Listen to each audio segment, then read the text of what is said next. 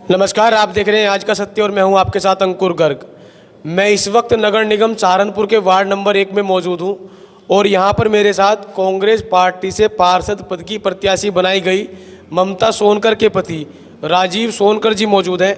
आज हम इनसे जानेंगे कि इस बार के निकाय चुनाव में किन मुद्दों को लेकर यह जनता के बीच जा रहे हैं और इनको अभी तक किस तरह का समर्थन जनता ने यहाँ से दिया है। राजीव जी, बहुत बहुत स्वागत है आपका हमारे चैनल पर। धन्यवाद जी। राजीव जी, चुनाव सर पर है, कैसी तैयारी है? तैयारी बहुत शानदार है जी। जनता का पूरा समर्थन मिल रहा है। जनता पिछले 20 साल से इतनी निराश है, बेतुकी, क्योंकि मैं जब 2000 में चुनाव जीत के आया था, मैं पूर्व सभासद हूँ, मेरा नाम राजीव सोनकर है, तो मेरे से पहले भी 10 साल यहाँ पर पिता और पुत्र ने खराब करे। उन्होंने भी 10 साल में एक ईंट नहीं लगवाई थी किसी वार्ड के अंदर। जब मैं चुनाव जीत कर आया हूँ 2000 में, तो मेरा वार्ड बिल्कुल जीरो मिला। तो मुझे बहुत ज़बरदस्त काम करने थे, जो कि एक ही कार्यकाल के लिए बिल्कुल कम थे। मैंने अपने कार्यकाल में बहुत सारे विकास कार्य कराए। जनता मेरी बहुत खुश है। दुर्भाग्य ये रहा कि नेक्स्ट जो इलेक्शन आया तो मुझे सिंबल नहीं मिल पाया पार्टी से, और वो सिंबल मेरा काट के मेरे सगे भतीजे सुशील सोनकर को मिल गया था। परिणाम ये हुआ कि दोनों को दोनों चुनाव हार गए और भारतीय जनता पार्टी यहाँ पर चुनाव जीत गई। भारतीय जनता पार्टी के प्रत्याशी यहाँ चुनाव जीत के आए, वो भी बिल्कुल नकारे साबित हुए, 1 रुपये का काम नहीं किया। और मायावती की सरकार आने के बाद भाजपा से जीत के वो बसपा में चले गए और कोई काम नहीं करा, उनका भी कार्यकाल समाप्त। उसके बाद नेक्स्ट चुनाव 2017 में आता है, मैं फिर चुनाव लड़ा, मेरा सिंबल मुझे नहीं मिल पाया, मुझे निर्दलीय चुनाव लड़ना पड़ा और वो चुनाव चिन्ह फिर मेरे भतीजों को मिला और वो सभासद का चुनाव, पार्षद का चुनाव जीत के सुनीता रानी सोनकर समाजवादी पार्टी से। लेकिन 5 साल में उन्होंने भी जनता इतनी तरह से उनसे बहुत बुरी तरीके, जिधर भी आप निकल जाओ, मैं नहीं कह रहा हूँ, वार्ड की जनता आपको बताएगी, 1 रुपये का काम नहीं हुआ। जनता तरह से 20 साल से जनता को विकास कार्य से महरूम रख रखा है। और आज जनता मेरे पिछले 5 साल के कार्यकाल को देखते हुए पुरजोर समर्थन मुझे दे रही है। मैं उनका धन्यवाद करता हूं, मेरे पे उनका एहसान है। निर्दलीय चुनाव में भी बहुत अच्छा मुझे वोट दिया। मैं अपनी वार्ड की जनता का कर चुकाना चाहता हूं। यदि मुझे मौका मिला तो विकास कार्य करा के, और मैं पिछले 5-10 साल जनता से नाम कमाना चाहता हूँ। आपने कहा कि पिछले जो 5 साल रहे हैं यहाँ पर पार्षद ने कोई कार्य नहीं किया। वो तो कहते हैं कि मैंने बहुत विकास कार्य कराए हैं। ये तो क्षेत्र की जनता मुझसे ज़्यादा बताएगी, क्योंकि मैं चुनाव लड़ रहा हूँ।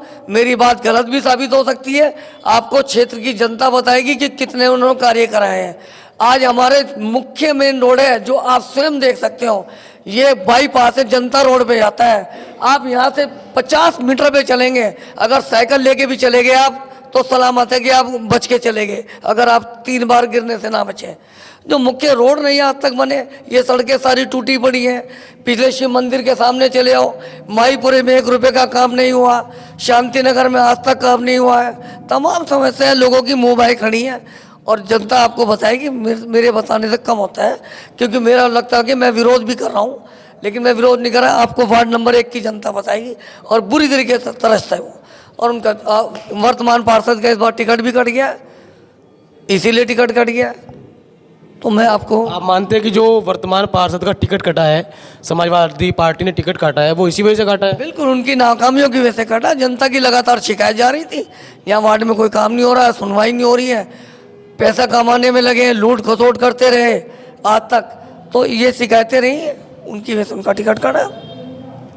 अभी तक आपकी तैयारी कैसी है? मेरी तैयारी बहुत ज़ोरदार से चल रही है। मैंने आपको पहले भी कहा अपने संबोधन में कि मुझे जनता का पुरजोर समर्थन मिल रहा है। अभी चुनाव की शुरुआत है, कुछ पूरी तस्वीर अभी साफ नहीं है। आने वाले समय में तस्वीर भी साफ होगी, जो आपको और सबको दिखाई पड़ेगी। और ईश्वर ने चाहा तो ममता सोनकर कांग्रेस पार्टी से चुनाव जीतकर नगर निगम वार्ड नंबर 1 की प्रत्याशी बनने जा रही है, पार्षद बनने। किन मुद्दों को लेकर जनता के बीच आप इस बार जा रहे हैं? विकास के मुद्दे को लेकर, लोगों के विकास कार्य कराने हैं। बहुत सारी समस्याएं हमारे यहाँ। सबसे मुख्य समस्या सीवर लाइन को लेकर जनता बहुत ज़्यादा तरसता है। सड़कें आज भी बहुत ख़राब हैं। लोगों के राशन कार्ड की समस्याएं हैं। लोगों को मकान मुहैया कराने हैं, जो आज सरकार की योजनाएं चल रही हैं उनको लिए मकान नहीं मिल पाए, उनकी एवज में 10-10, 20-20 हज़ार रुपये यहाँ पर मांगे जाते हैं। अगर उन पर 10-20 हज़ार रुपये हों तो बेचारे वो तिरपाल डाल के या झुग्गी डाल के ही रह लेंगे, उन पे वो पैसे देने की भी औकात नहीं है। ऐसे तमाम लोगों के जो मजलूम गरीब हैं उनकी तमाम मूलभूत समस्याओं का समाधान कराने के लिए मैं भरसक प्रयास करूँगा और इनकी तमाम समस्या का निराकरण करने के लिए मैं इन मुद्दों को लेकर जनता के बीच में हूँ। आपने अभी एक आरोप लगाया है कि गरीब जनता से 20-20, 30-30 हज़ार रुपये मांगे जा रहे हैं। ये आरोप किसके ऊपर लग रहे हैं? ये वर्तमान पार्षद पे, जो वर्तमान पार्षद रहे उनसे मांगे हैं उन्होंने लोग। और अपने भतीजे से इतनी नाराज़गी क्यों है? भतीजे से नाराजगी नहीं है, मैं भतीजे के साथ हूँ, लेकिन विकास कार्यों को लेके जनता के हित में मैं उसके खिलाफ हूँ। मैं जनता की लड़ाई चलना चाहूँ। भतीजा अपनी जगह है, राजनीति अपनी जगह है।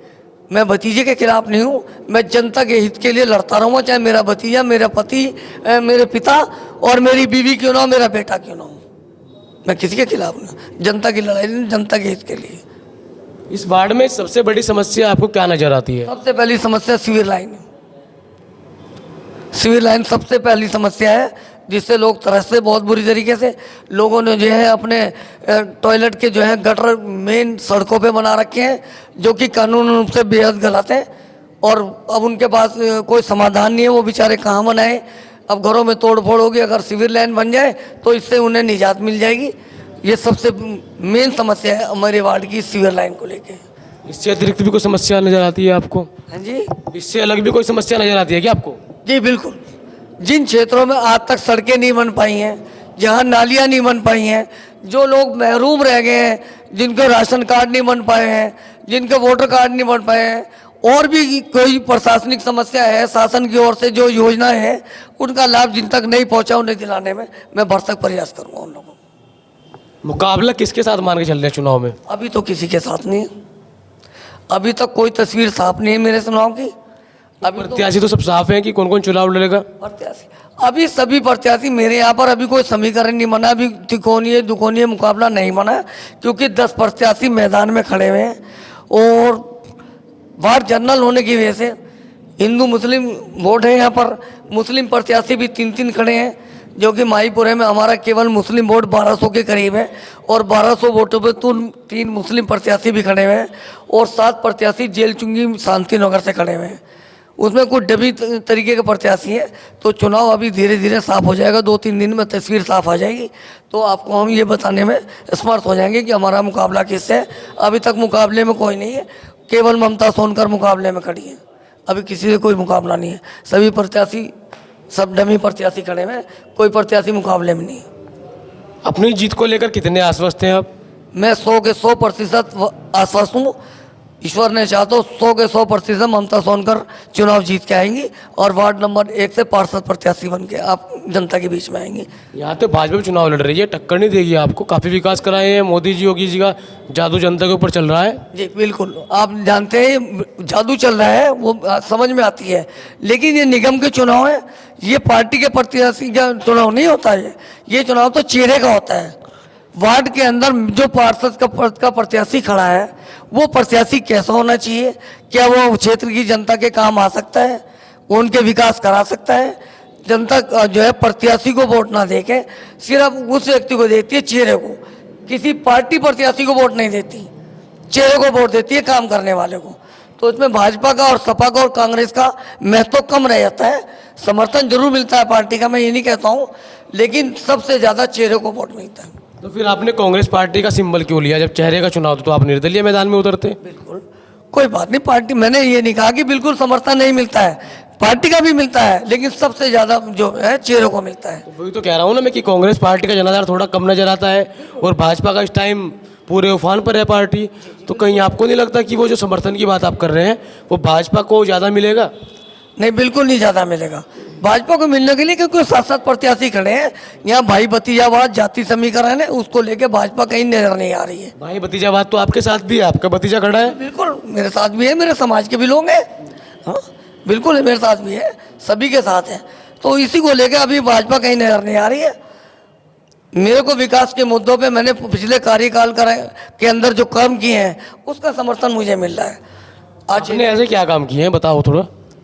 मैंने इस वार्ड के अंदर वो काम कराएं जो आज तक किसी ने नहीं करे।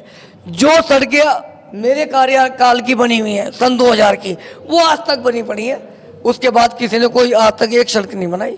ये एक संदेश है लोगों के अंदर कि आज तक ये 23 साल में कोई सड़क नहीं बनी, आपके कार्यकाल की बनी है। जनता को ये सब चीज़ याद है। आज भी जनता इस बात का एहसास कर रही है और मुझे पूरा समर्थन दे रही है। जीत को लेकर क्या समीकरण बिठाए हैं आपने अपने? कि समीकरण यही है, मैंने आपको बताया।